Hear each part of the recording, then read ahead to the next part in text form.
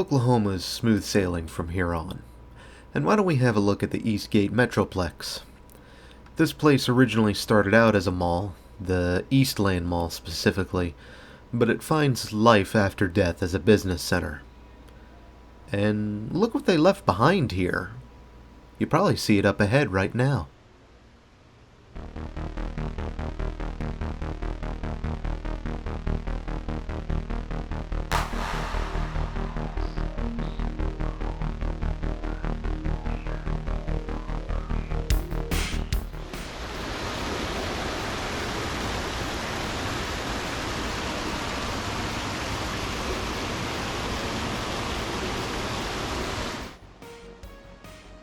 Starting around 1973, construction would begin on what would originally start out as the Eastland Mall.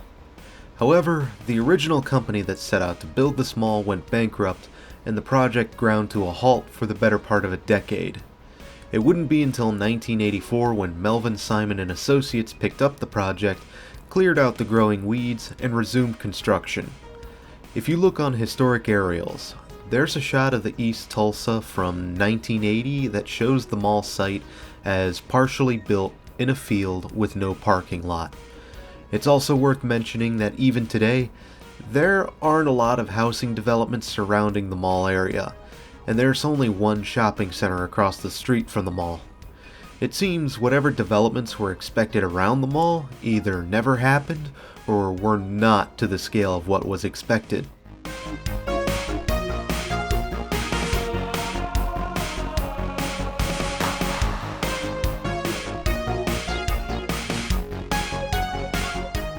Now, something I noticed when doing a little bit of research on this mall.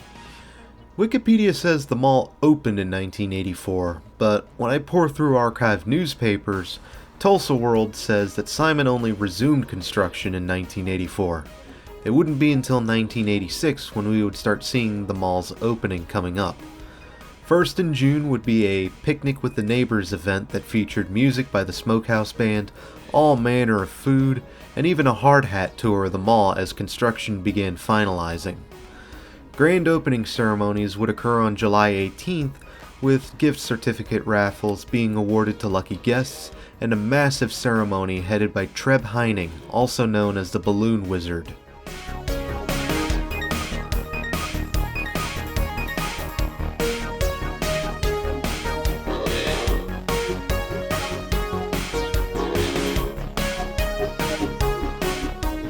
With original anchors Mervyn's, JCPenney, Service Merchandise, and an original Dillard's, Eastland Mall had a strong start and would achieve full occupancy shortly after.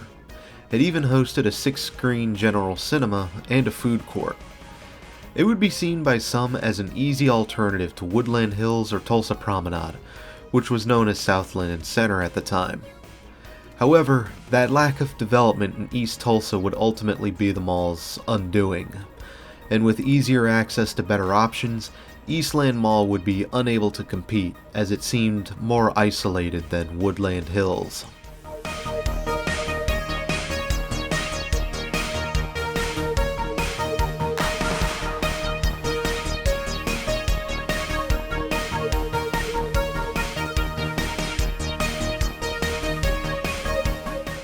Service Merchandise would go bankrupt, and their anchor would close in 1999. An attempt was made to fill in the space with Mickey's Family Fun Center, which was one of the precursors to Round 1 or Tilt Studio with multiple bowling lanes, a restaurant, laser tag, billiards, and go-karts. This actually worked for about 10 years before the center closed in 2009. Meanwhile, JCPenney would leave in 2001, and this would trigger a major exodus of inline tenants. While the 6-screen cinema was still going, General Cinema went bankrupt, and the theater was relegated to local ownership. With national stores leaving in droves, alternative tenants would come in, ranging between martial arts academics, dance studios, a wedding chapel, and even a country music bar.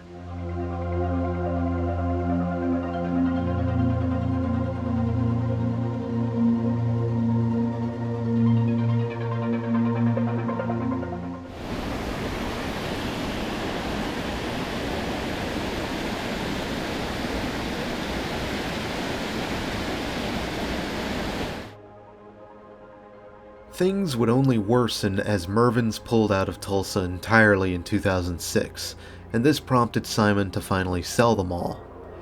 Haywood Witchard, based out of Raleigh, North Carolina, would end up buying the mall and forming an LLC to run the mall for the low price of $2.8 million.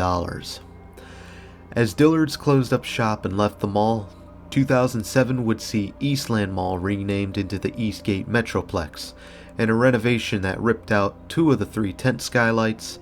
Only the tent in the center court remains. The focus for the mall shifted away from traditional retail and more towards the business center we see today. The anchor buildings would either be reconfigured or replaced entirely by offices or business services, which included call centers by Coca-Cola, Enterprise, a branch of the University of Phoenix, social security offices, and a regional DMV. I also distinctly recall a coffee shop and snack bar operating in the center court, though it appears that, according to maps, is no longer around after my visit in 2022.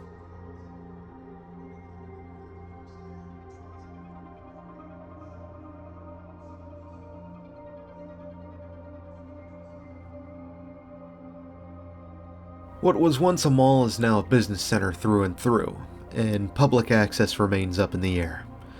There isn't a lot to see, I'll admit. Whatever storefronts might still be around are walled up, or they have been replaced entirely, with only the main entrance and center court resembling anything like a mall. Tile work has been replaced by carpet, and beige covers the walls with sparse touches of cool color here and there. But for me, it was at least worth coming here solely for that fountain and waterfall in the center court. You just don't see things like that anymore. And as we march deeper into monochromatic hell, things like that are an increasingly welcome sight. I like water. Don't you?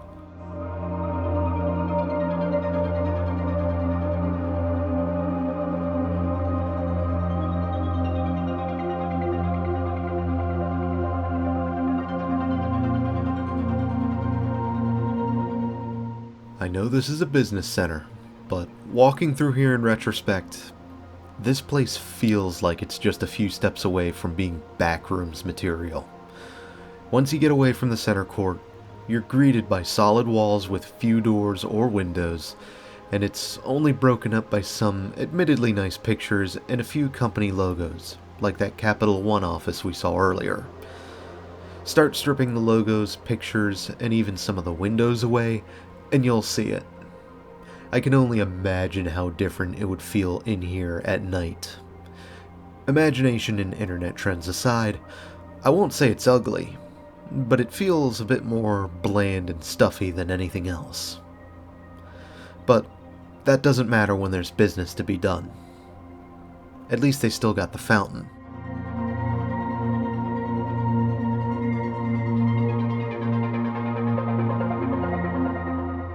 At least this corridor resembles a mall.